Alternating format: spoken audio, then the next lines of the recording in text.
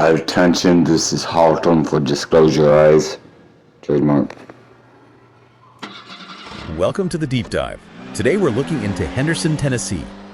Specifically, a civil rights lawsuit called Haltom v. City of Henderson, Tennessee Police Department. Right. And this local case, it really opens the door to a bigger conversation about police and prison reform. Exactly. We want to see how what's happening right there in Henderson connects to, well, much broader ideas. Things like justice, unity, even how society could improve overall. Yeah, and we're drawing on quite a mix of sources. We've got the lawsuit details, info on the Henderson PD and the Chester County system, general reform principles. Examples from other Tennessee cities like Chattanooga and Memphis.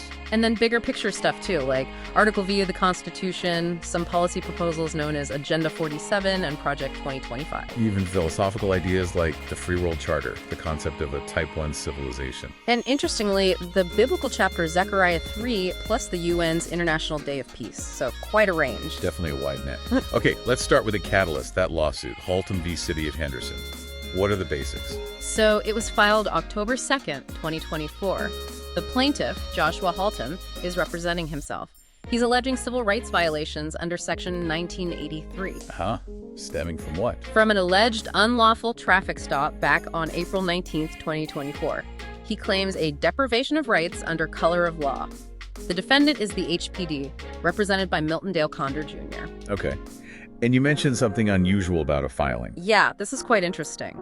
Haltom filed a notice called Structural Violence and Divine Law as Eternal Evidence under the Constitution. Structural violence and divine law. That sounds significant. It does. Structural violence usually points to how systems or institutions can harm people, sometimes indirectly.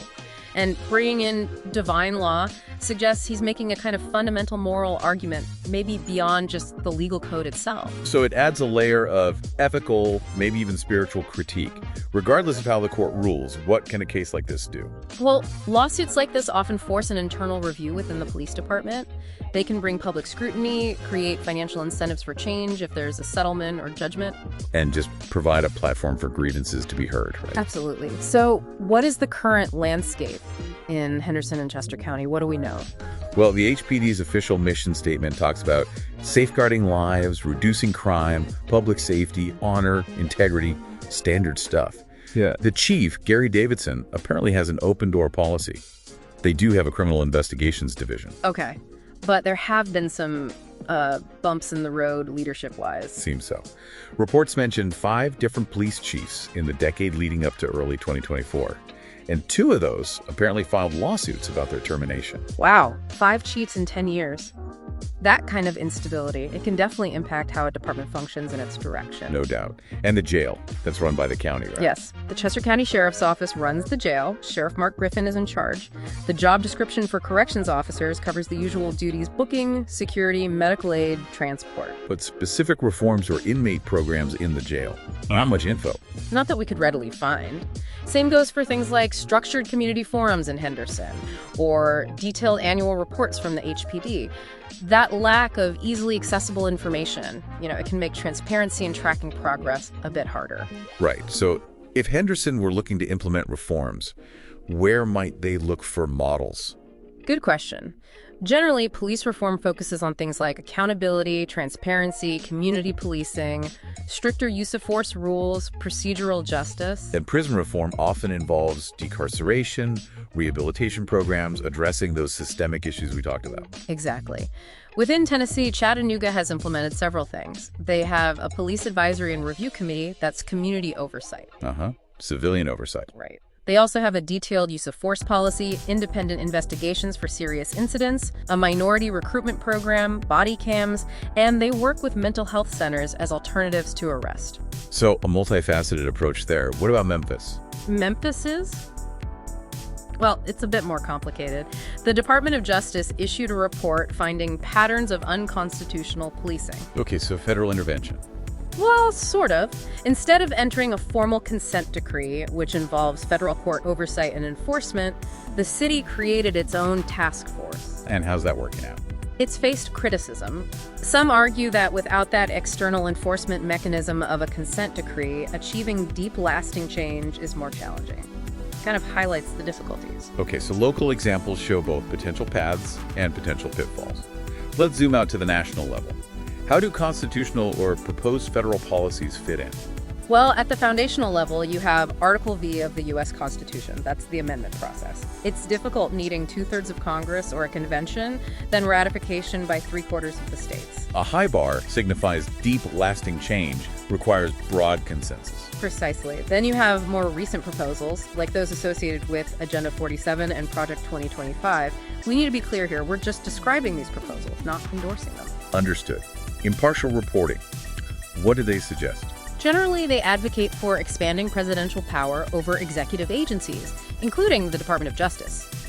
Policy-wise, they often propose more funding for police, supporting tactics like stop and frisk, and stricter federal penalties. And how might that interact with local reform efforts? Well, there's a potential tension. These proposals also talk about countering certain prosecutors and potentially limiting or eliminating federal tools like consent decrees for police reform.